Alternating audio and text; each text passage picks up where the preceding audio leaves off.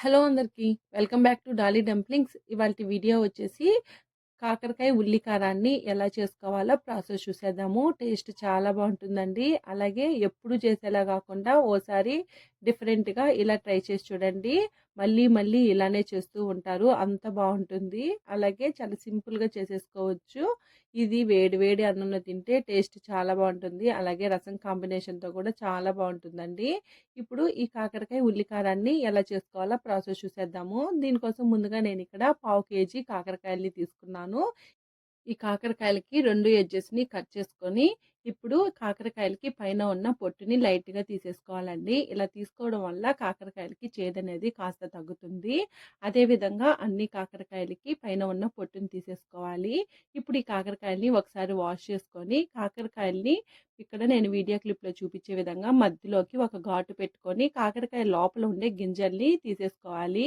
మీరు చేత్తో తీసుకోవడానికి ఇబ్బందిగా అనిపిస్తే స్పూన్‌తో తీసేసుకోండి, ఈజీగా వచ్చేస్తాయి. ఇలా అన్ని కాకరకాయలకి లోపల ఉన్న గింజల్ని తీసేసుకోవాలి. ఈ గింజల్ని పడేయాల్సిన అవసరం లేదండి. ఈ గింజలు వేసుకొని ఉల్లి కారాన్ని చేసుకుంటే టేస్ట్ అయితే ఇంకా బాగుంటుంది. ఇప్పుడు ఇలా తీసుకున్న తర్వాత వీటిల్ని పక్కకు పెట్టుకొని, ఇందులో ఒక అర టేబుల్ స్పూన్ సాల్ట్, అలాగే ఒక పావు టేబుల్ స్పూన్ పసుపు వేసుకొని ఒకసారి బాగా కలుపుకొని, ఈ సాల్ట్ పసుపుని ఇక్కడ కాకరకాయల్ని కట్ చేసి పెట్టుకున్నాం కదండి, వాటికి ఇలా అప్లై చేసుకోవాలి. ఇలా పసుపు ఉప్పుని పట్టించి ఒక 10 నిమిషాల పాటు కాకరకాయల్ని పక్కకు పెట్టుకోవాలండి. ఇలా 10 నిమిషాల తర్వాత ఈ కాకరకాయల్ని ఇక్కడ నేను వీడియో క్లిప్లో చూపించే విధంగా గట్టిగా పిండాలి. ఇలా పిండడం వల్ల కాకరకాయలో ఉండే పసరంతా వచ్చేసి చేదనేది అస్సలు ఉండదండి.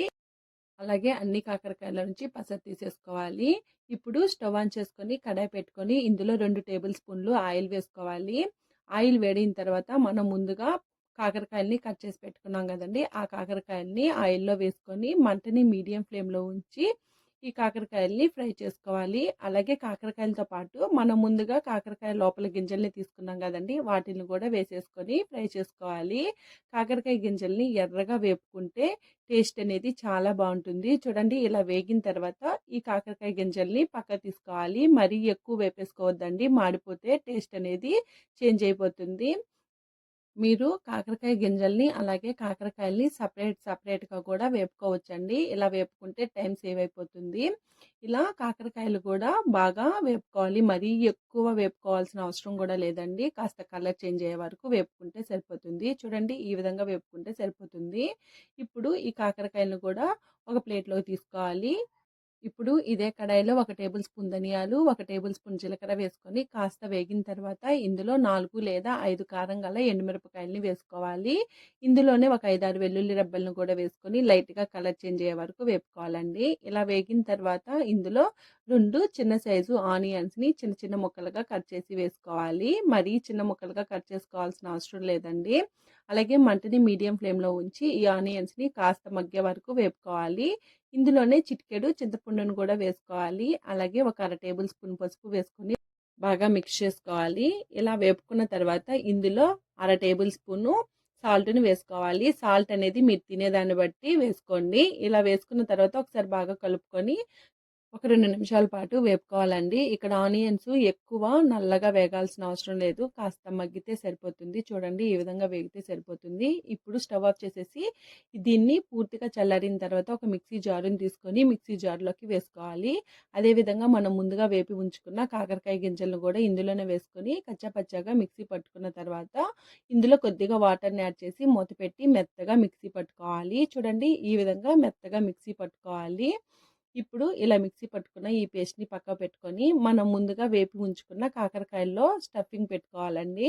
చూడండి, ఇక్కడ నేను వీడియో క్లిప్లో చూపించే విధంగా స్టఫింగ్ పెట్టుకోవాలి. అదేవిధంగా అన్ని కాకరకాయ ముక్కల్లో ఈ స్టఫింగ్ పెట్టుకొని పక్క పెట్టుకోవాలి.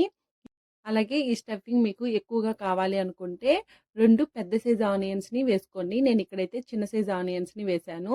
ఇలా పక్కకు పెట్టుకున్న తర్వాత స్టవ్ ఆన్ చేసుకొని కడాయి పెట్టుకొని ఇందులో 2 టేబుల్ స్పూన్ల ఆయిల్ వేసుకొని ఆయిల్ వేడైన తర్వాత ఒక టేబుల్ స్పూను మినపప్పు, అలాగే ఒక రెమ్మ కరివేపాకును వేసుకొని మనం ముందుగా స్టఫింగ్ పెట్టి ఉంచుకున్న గుత్తి కాకరకాయల్ని ఆయిల్లో నెమ్మదిగా వేసుకోవాలి.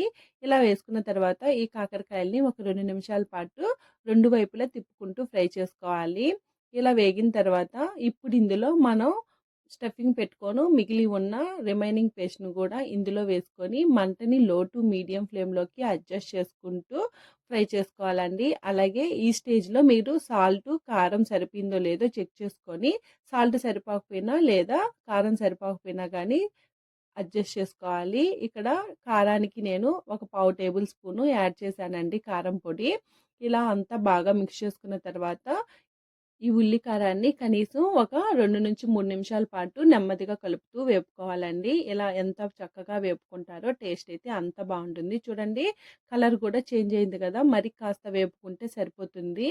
అంతేనండి. ఇంకా ఇందులో మీకు నచ్చితే సన్నగా కట్ చేసుకున్న కొత్తిమీరను కూడా స్ప్రింకిల్ చేసుకోవచ్చు. ఇప్పుడు స్టవ్ ఆఫ్ చేసేసుకొని దీన్ని సర్వింగ్ ప్లేట్‌లోకి తీసేసుకోవడమే.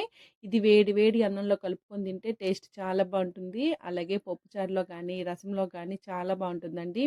మీరు కూడా తప్పకుండా ఈ కాకరకాయ ఉల్లి కారాన్ని ట్రై చేయండి. చూసారు కదా! మరిన్ని రెసిపీస్ కోసం మన ఛానల్‌ని సబ్స్క్రైబ్ చేసుకొని నోటిఫికేషన్ సింబల్‌ని ఆన్ చేయండి. అలాగే ఈ రెసిపీ ట్రై చేస్తే మీకు ఎలా కుదిరిందో కామెంట్ చేసేయండి. Thank you for watching.